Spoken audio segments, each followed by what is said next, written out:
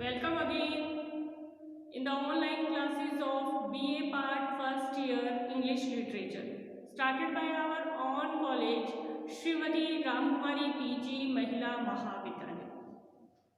Students, previous class में मैंने आपको पोएम शुरू करवाई थी on his 23rd birthday. On his 23rd birthday, written by John Milton.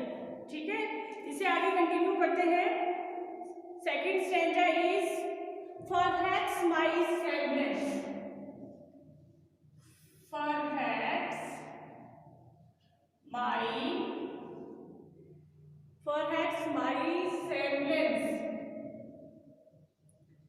semblance. Okay. Might deceive the truth. Might deceive the truth.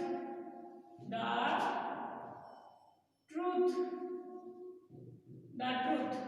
Okay. That I to manhood. That I to manhood. That I to manhood. Okay. Am arrived so near.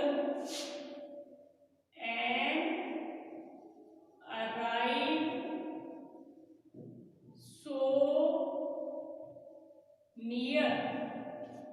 Okay. And inward rightness. And inward rightness. And inward rightness doth much less appear. Doth much less appear. और third last line है इस स्टेजा की. that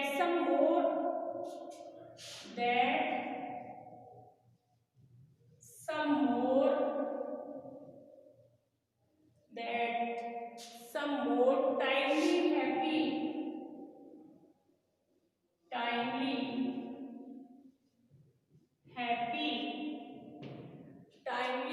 happy streets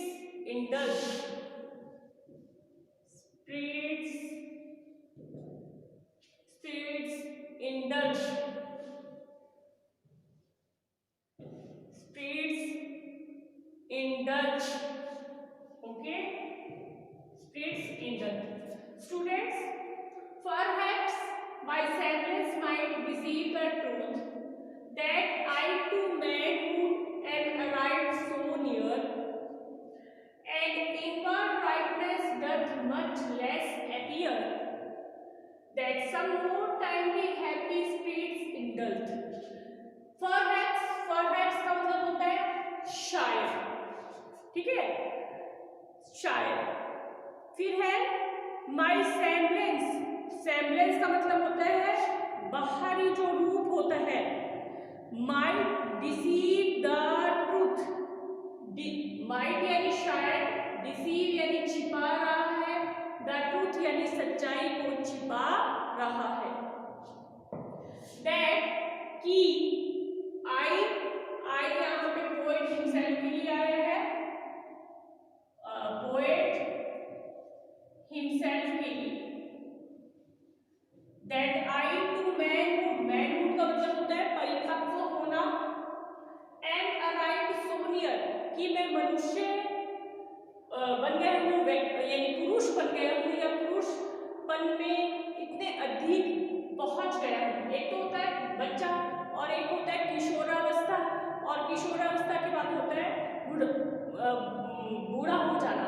तो वो कह रहा है इसके करीब मैं इतना पहुंच गया हूँ, मुझे विश्वास भी नहीं है. एंड इनवर्ड राइटनेस होता है अंदर से परिपक्व होना. डथ का मतलब होता है डज. मच लेस अपीयर का मतलब होता है कम दिखाई देना या दिखाई नहीं देना. That some more timely happy spirits, spirits बोलते हैं आत्मा को, स्पिरिट किसको बोलते हैं? आत्मा को। इंडल्ज, इंडल्ज का मतलब होता है इंडल्ज होना, शामिल होना। टू इन्वॉल्व हम कह सकते हैं, टू इन्वॉल्व, टू इन्वॉल्व। देखो ठीक है। अब एक बार मैं फिर से पढ़ रही हूँ, जिनके पास में बुक नहीं है ब्लैक बोर्ड से देख लो। परहैप्स माई सेम्बलेंस, यानी शायद जो मेरा सेम्बलेंस यानी जो रूप है, बाहरी रूप है, माइट डिसीव द ट्रूथ। यहाँ मैंने आपको पोएम पढ़ाई थी तब बताया था कि दो प्रकार के व्यक्ति होते हैं। क्या होते हैं कि एक तो एज में छोटे होते हैं लेकिन बड़े दिखाई देते हैं, और कुछ व्यक्ति ऐसे होते हैं जो बड़े होते हैं यानी एज में बड़े होते हैं लेकिन छोटे लगते हैं, जैसे लगते हैं इतने उम्र के हो गए हैं। तो कभी कवि का यही यहाँ यही अपने लिए मानना है। क्या है कि उसने जीवन के 23 साल पूरे कर लिए थे, वो क्या है पूर्ण कर लिए थे, पूरे कर लिए थे, लेकिन पोएट यहाँ कह रहा है कि मैं लगता नहीं हूँ कहीं से भी कि मैं 23 साल का हो गया हूँ, यानी पोएट बहुत छोटा दिखाई देता है। वो कह रहे हैं जो लोग हैं वो धोखा खा जाते हैं। डिसीव का मतलब होता है धोखा खाना या धोखा देना। द ट्रूथ, ट्रूथ का मतलब होता है सच्चाई, यानी जो सच्चाई है। क्या सच्चाई है कि मैं 23 साल का हो गया हूँ, लोग उसे धोखा खा जाते हैं, यानी लोगों को लगता नहीं है कि जो पोएट है जॉन मिल्टन है वो 23 साल का हो गया है। ठीक है। दैट आई यहाँ पे कवि के लिए, खुद के लिए आया है। टू मैनहुड, मैनहुड का मतलब होता है, देखो एक तो किशोरावस्था होता है, और किशोरावस्था के बाद में जब हम थोड़े बड़े हो जाते हैं, 22-23 साल के हो जाते हैं, तो हम किशोरावस्था से बुढ़ापे की ओर अग्रसर हो जाते हैं। तो वो मैनहुड कह रहे हैं कि मैं जो हूँ वो बुढ़ापे की ओर, एंड अराइव, अराइव का मतलब होता है पहुंचना, सो नियर कि उसके पास में पहुंच गया हूँ, यानी मुझे विश्वास ही नहीं हो रहा है या लोगों को विश्वास ही नहीं हो रहा है कि मैं मैनहुड में पहुंच गया हूँ, मैं बुढ़ापे की ओर अग्रसर हो गया हूँ, क्योंकि जो मेरा बाहरी रूप है उससे लोग धोखा खा जाते हैं, सच्चाई से लोग धोखा खा जाते हैं। सच्चाई ये है कि मैं 23 साल का हो गया हूँ, लेकिन लोगों को लगता नहीं हूँ कि मैं 23 साल का हो गया हूँ, मैं बहुत छोटा लगता हूँ। Okay. And inward rightness, inward मतलब अंदरूनी, राइटनेस यानी परिपक्व होना। वो कह रहा है अंदर से मैं परिपक्व हो गया हूँ, है ना, मुझे समझ आ गई है, मुझे अक्ल आ गई है, या मेरे अंदर इतनी नॉलेज है, मुझे पता है मैं 23 साल का हो गया हूँ, लेकिन जो बाहरी रूप है वो लोगों को धोखा देता है। And inward rightness doth, doth का मतलब पोएट्री में डस से होता है, much less appear, much less appear का मतलब होता है कम दिखाई देना, कि मैं 23 साल का लगता ना नहीं हूँ, मैं छोटा लगता हूँ, लोग मेरे को देखकर धोखा खा जाते हैं। ठीक है। That some more timely happy spirit, spirit यानी आत्मा, सोल को बोलते हैं हम, स्पिरिट यानी सोल। इंडल्ज, इंडल्ज का मतलब होता है शामिल होना, टू इन्वॉल्व, क्योंकि कह रहा है अभी तक मैं पूर्ण रूप से खुश था। जो लोग बहुत दुखी होते हैं वो क्या है जल्दी से बुढ़ापे की ओर अग्रसर हो जाते हैं, जो ज़्यादा सोचते हैं, जो ज़्यादा दुखी रहते हैं, है ना, टेंशन में रहते हैं, वो लोग ज़्यादा एज से बड़े लगने लग जाते हैं। लेकिन वो कह रहा है क्योंकि मैं पहले बहुत खुश था, मेरी जो आत्मा थी वो हमेशा क्या है खुशियों से भरी रहती थी। खुशियों से भरी रहने का मतलब मैं हमेशा अच्छा जीवन मैंने जिया, इसलिए लोग मेरे को देखकर धोखा खा जाते हैं कि मैं अभी 23 साल का नहीं हुआ। ठीक है। तो देखो क्या कहना चाह रहा है राइटर यहाँ पे, राइटर ये कहना चाह रहा है कि रीडर से कि हालांकि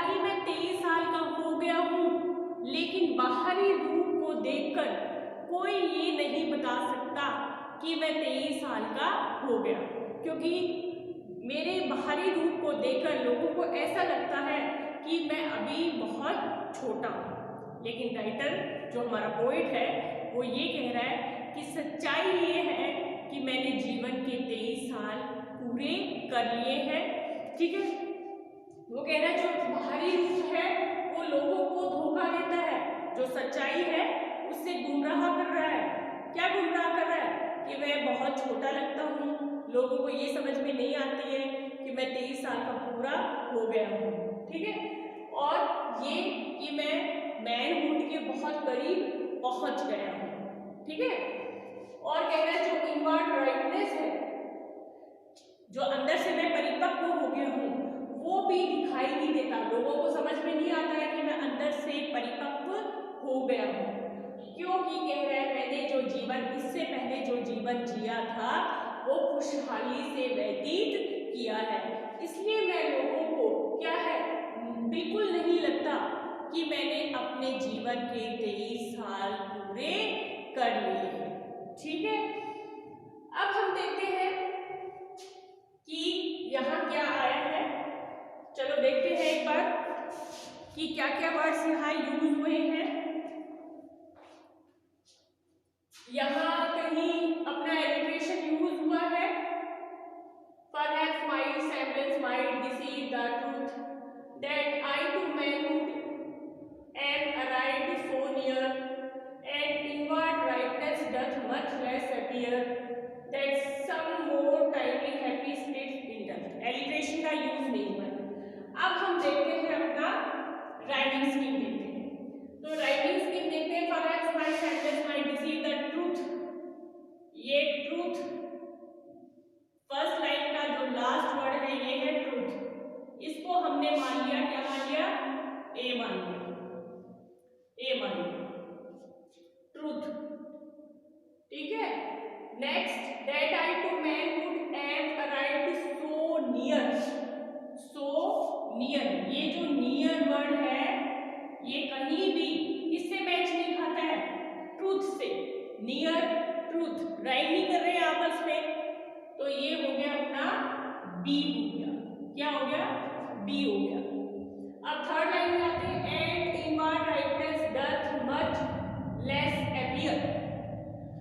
अपीयर ये जो वर्ड है इसको हम बी मानेंगे, क्यों? Near appear. ए देखो ई ए आर आ रहा है और ई ए आर आ रहा है, आपस में राइम कर रहे हैं, near appear.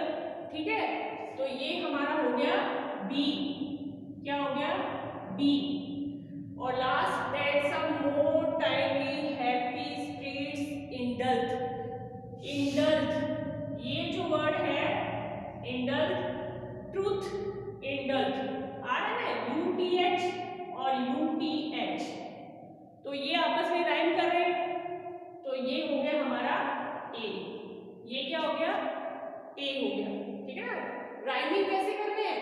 First line rhyme कर रही है इसके साथ में, फोर्थ लाइन के साथ में, और सेकंड लाइन राइम कर रही है थर्ड लाइन के साथ में। तो हमारा राइमिंग स्कीम दिखे क्या यहाँ? Rhyming scheme is, rhyming scheme is क्या है? A B B A, A B B A. ठीक है ना, यानी शेक्सपियर की राइटिंग स्कीम तो क्या थी?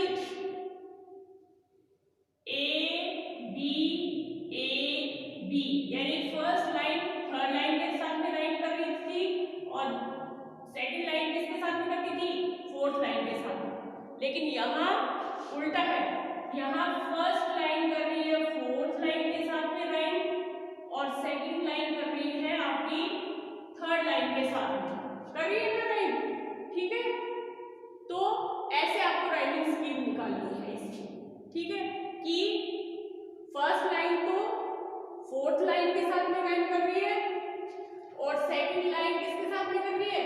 थर्ड लाइन के। आप चाहो तो मैं आपको लिख देती हूँ ताकि याद रहे कि इसमें क्या होता है। जॉन मिल्टन जैसे लिखता था, फर्स्ट लाइन